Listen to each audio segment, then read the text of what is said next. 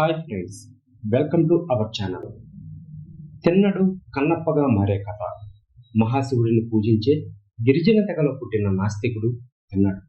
తరతరాలుగా తన తెగ జనాలు అనుసరిస్తూ వస్తున్న సాంప్రదాయాలను, ఆచారాలను, మూఢనమ్మకాలను ప్రశ్నిస్తూ ఉంటాడు తిన్నడు. అదే తెగకు చెందిన ఓ యువతి నెమలిని ప్రేమించి పెళ్లి చేసుకుంటాడు.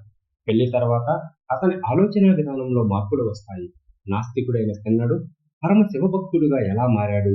తిన్నడి మనసులో తేజోలింగాన్ని వెలిగించిందెవరు? వాయులింగం అంటే ఏమిటి?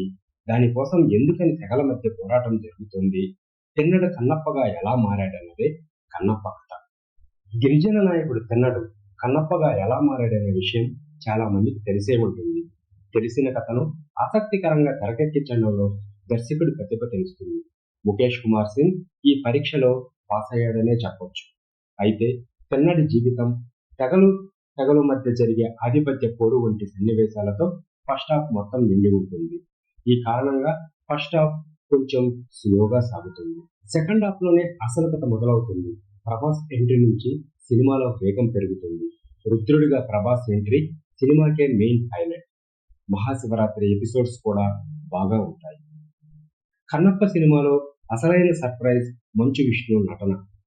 టీజర్ ట్రైలర్లో ట్రోల్స్ గురి అయినప్పటికీ కన్నప్పగా తన కెరీర్ బెస్ట్ పర్ఫార్మెన్స్ ఇచ్చాడు.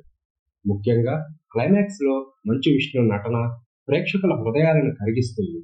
ఎన్నాళ్ళు ట్రోల్స్ ఫేస్ చేసిన విష్ణు ఇక పైన తన నటనకి ప్రశంసలు అందుకోవటం గ్యారెంటీ. భక్తితో పాటు రక్తి కూడా అవసరమే. అందుకే భక్తి సినిమాల్లో రక్తి కలిగించే రొమాంటిక్ సీన్స్ పెడతారు దర్శకుడు రాఘవేంద్రరావు. ఇక్కడ ముఖేష్ కూడా ఇదే ఫాలో అయ్యాడు. అయితే కన్నప్ప మూవీలో లవ్ ట్రాక్ పెద్దగా ఆకట్టుకోలేకపోయింది.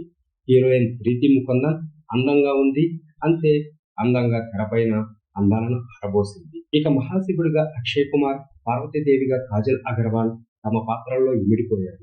ఈ సినిమా విఎఫ్ఎక్స్ కోసం భారీగా ఖర్చు పెట్టింది చిత్ర యూనిట్. అయితే దట్టమైన అడవుల్లో తీయాల్సిన సినిమాని న్యూజిలాండ్ లో తీయటం వల్ల ఏదో ఒక పార్కులో తీసిన ఫీలింగ్ కలుగుతుంది.